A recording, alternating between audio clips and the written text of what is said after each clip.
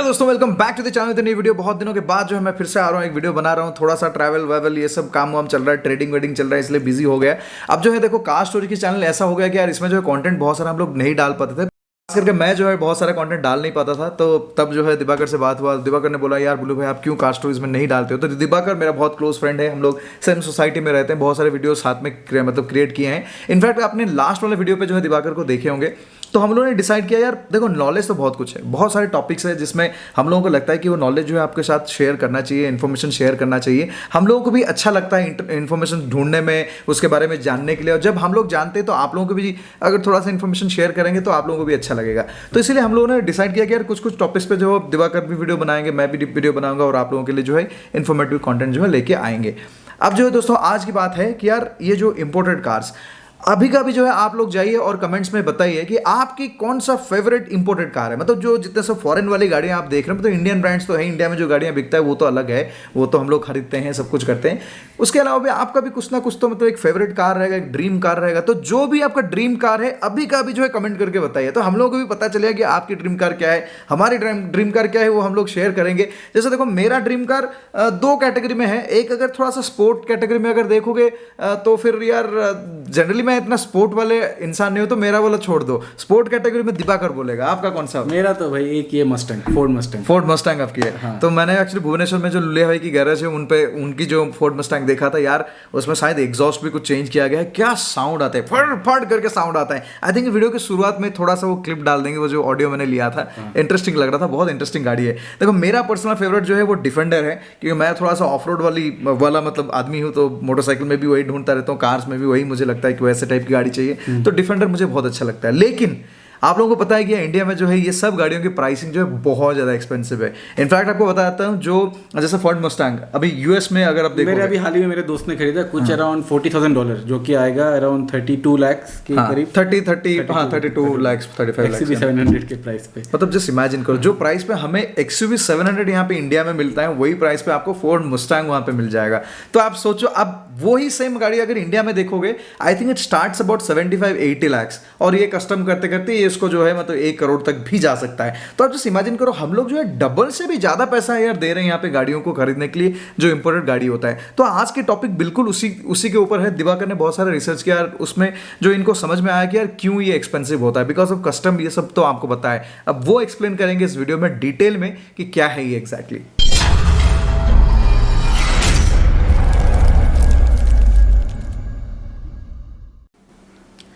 XUV 700 के दाम पे फोर्ड मस्टैंग। आइए जानते हैं ऐसा क्यों नहीं हो सकता, इंडिया में गाड़ियाँ इंपोर्ट करने में कस्टम्स क्यों लगता है, कितना लगता है, और इससे किसको क्या फ़ायदा और नुकसान होता है। कस्टम्स किसी भी देश की ऐसी एक एजेंसी होती है जिसका काम होता है उस देश के आयात निर्यात यानी इंपोर्ट एक्सपोर्ट को कंट्रोल करना और उन पे टैरिफ यानी इंपोर्ट एक्सपोर्ट ड्यूटी लगाना। गाड़ियों की अगर बात करें तो बाहर बनाए हुए गाड़ियों को इंडिया में इंपोर्ट करने के लिए 3 रास्ते होते हैं।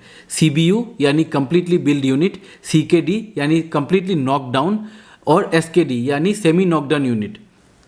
इंपोर्ट ड्यूटी के बारे में समझने से पहले हमें इन तीनों को अच्छे से समझना पड़ेगा। आप स्क्रीन में देख सकते हैं, मैंने कुछ गाड़ियों की इंडिया और US की प्राइसेस कंपेयर की है। फोर्ड मस्टैंग जो कि US में स्टार्टिंग प्राइस है $30,000 यानी 25 लाख से शुरुआत होती है फोर्ड मस्टैंग, और इंडिया में वही 75 लाख है स्टार्टिंग प्राइस।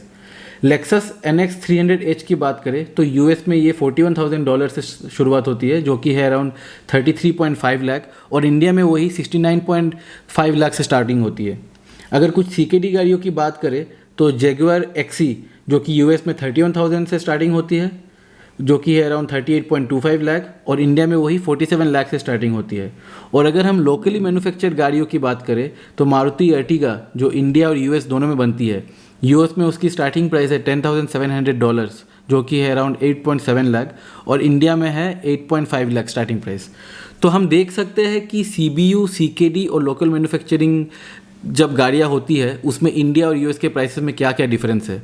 आइए जानते हैं ऐसा क्यों है। कंप्लीटली बिल्डअप यूनिट, जिसे हम पॉपुलरली CBU कहते हैं, ये ऐसा तरीका है जिसमें कोई एक गाड़ी जो बाहर किसी देश में मैन्युफैक्चर होती है, उस पूरे के पूरे गाड़ी को इंडिया में शिप किया जाता है। ये जनरली लग्जरी मैन्युफैक्चरर जो होते हैं वो लोग अपनी गाड़ियों को इस तरीके से इंडिया में लाते हैं। इसमें क्या होता है, जो मैन्युफैक्चरर है उसको ना इंडिया में कोई मैन्युफैक्चरिंग प्लांट सेटअप करना है, ना असेंबली लाइन सेटअप करना है, बस एक शोरूम खोलिए और आप अपना गाड़ी बेच सकते हैं।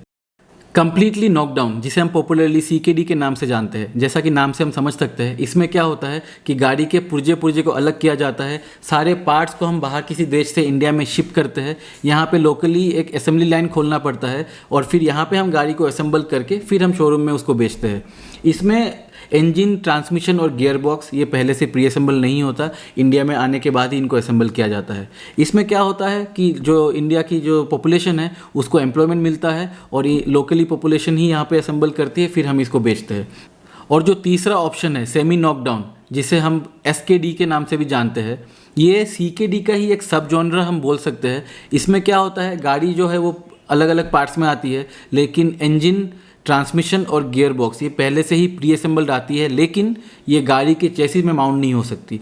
वो pre assembled engine, gear box या ट्रांसमिशन इंडिया में आती है, उसके बाद हम इसे चेसी में माउंट करते हैं, बाकी पूरी गाड़ी को असेंबल करते हैं और फिर उसे हम शोरूम में बेचते हैं। ये इतना पॉपुलर एक तरीका नहीं है, जो हम मैन्युफैक्चरर लोग ज़्यादा इसको अपनाते नहीं हैं। अर्ली 2000 में स्कोडा की कुछ गाड़ियाँ थी जो SKD में आती थी, अभी जनरली इंडिया में SKD राउट से कोई गाड़ियाँ नहीं आती।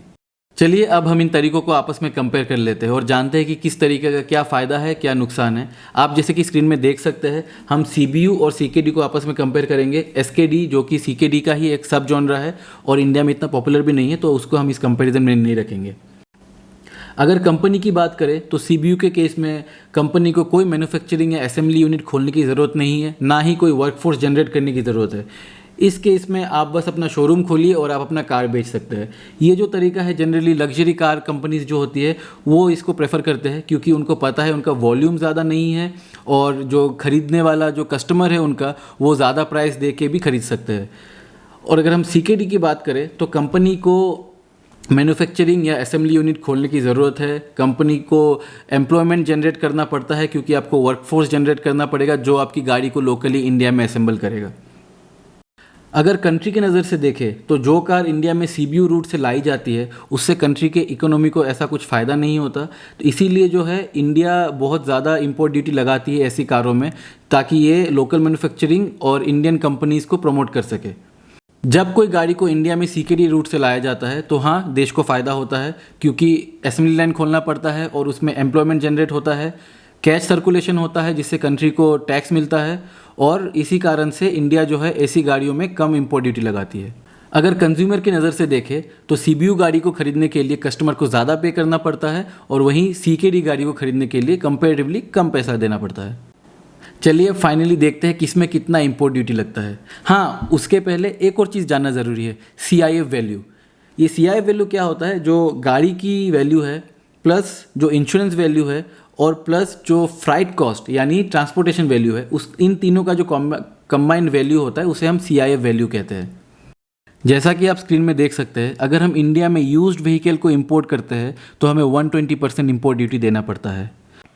CBU पैसेंजर कार की अगर बात करें तो इसके दो कैटेगरी होते हैं। अगर कार की CIF वैल्यू $40,000 से ज़्यादा है, या पेट्रोल इंजन की जो कैपेसिटी है वो 3000 सीसी से ज़्यादा है, या डीजल इंजन की 2500 सीसी से ज़्यादा है, तो ऐसी गाड़ियों पे जो इंपोर्ट ड्यूटी है वो लगती है 100%। अगर CIF वैल्यू $40,000 से कम है, या पेट्रोल इंजन की जो कैपेसिटी है वो 3000 सीसी से कम है, या डीजल इंजन की कैपेसिटी जो है 2500 सीसी से कम है, तो ऐसी गाड़ियों पे इंपोर्ट ड्यूटी जो है वो लगती है 60%। अगर टू व्हीलर CBU की बात करें तो वो 50% हमें लगती है import duty. Commercial vehicle CBU की अगर बात करें तो 30% लगती है इंपोर्ट ड्यूटी।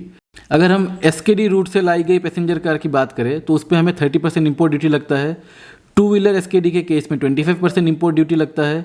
कमर्शियल व्हीकल्स की अगर बात करें तो SKD रूट से लाई गई कमर्शियल व्हीकल्स पे 25% इंपोर्ट ड्यूटी लगता है, और अगर CKD व्हीकल की बात करें तो हमें 15% इंपोर्ट ड्यूटी लगता है। तो अभी आपको पता है कि इंडिया में गाड़ियाँ लाने का अलग अलग क्या क्या तरीका है, उसके लिए हमें कितना इंपोर्ट ड्यूटी देना पड़ता है और उससे कंट्री, कंपनी या कंज्यूमर को क्या फ़ायदा या नुकसान होता है। तो अभी हाल ही में आपको पता होगा टेस्ला जो है वो इंडिया आना चाहती थी और इंडिया में अपना गाड़ियाँ बेचना चाहती थी। टेस्ला का जो मैन्युफैक्चरिंग प्लांट है वो चाइना में है और टेस्ला का कहना था कि वो चाइना से गाड़ियाँ यहाँ पे लेके आएंगे एज ए CBU और यहाँ पे बेचेंगे और देखेंगे कि मार्केट कैसा है कैसा नहीं है। लेकिन टेस्ला का था, इलोन मस्क का कहना था कि इतना ज़्यादा इंपोर्ट ड्यूटी के साथ वो इंडिया में गाड़ियाँ नहीं बेचना चाहते हैं। इसके लिए इंडियन गवर्नमेंट ने रिप्लाई किया कि आप इंडिया में मैन्युफैक्चरिंग यूनिट खोलिए, यहाँ पे बनाइए, यहाँ पे बेचिए, लेकिन अगर आप चाइना में मैन्युफैक्चर करके इंडिया में लाना चाहते हो तो हम इंपोर्ट ड्यूटी कम नहीं करेंगे। तो इसके लिए जो है टेस्ला और इंडियन गवर्नमेंट के बीच में आपस में कोई फाइनली समझौता हुआ नहीं और ये जो इंडिया में आके टेस्ला गाड़ियाँ बेचने का प्लान था वो फाइनली टेस्ला ने चेक कर दिया। तो आप अपना राय कमेंट सेक्शन में ज़रूर बताइएगा, आपका क्या व्यू पॉइंट है इंडियन गवर्नमेंट का जो इंपोर्ट ड्यूटी का ये टैरिफ है, ये क्या ज़्यादा है, कम है, आपके हिसाब से ये कैसा होना चाहिए, क्या इलेक्ट्रिक गाड़ियों के लिए यहाँ पे कोई एक्सेप्शन होना चाहिए। तो दोस्तों आने वाले बहुत सारे वीडियोस में भी जो है हम दोनों को आप देखते रहोगे, कभी कुछ वीडियोस मैं बनाऊंगा, कुछ वीडियो वो भी बनाएंगे। तो आप डेफिनेटली दिवाकर के लिए भी पहली बार तो उनको थोड़ा सा कैमरा फियर डेफिनेटली रहेगा, कैमरा शायद थोड़ा रहेंगे क्योंकि पहली बार ऐसे वीडियोस बनाते हैं, लेकिन हाँ जो इन्फॉर्मेशन है डेफिनेटली आप लोगों के लिए अच्छा रहेगा। तो उनको भी थोड़ा मोटिवेट कीजिए, कमेंट्स में कुछ लिख दीजिए, लाइक कीजिए वीडियो को, शेयर कीजिए एंड डेफिनेटली चैनल को अगर सब्सक्राइब नहीं किया तो डेफिनेटली कर लीजिए क्योंकि अभी से जो है बहुत सारे ऐसे इंटरेस्टिंग वीडियोस हम लोग करते जाएंगे। थैंक यू बुल्लू भाई, थैंक यू। चलो।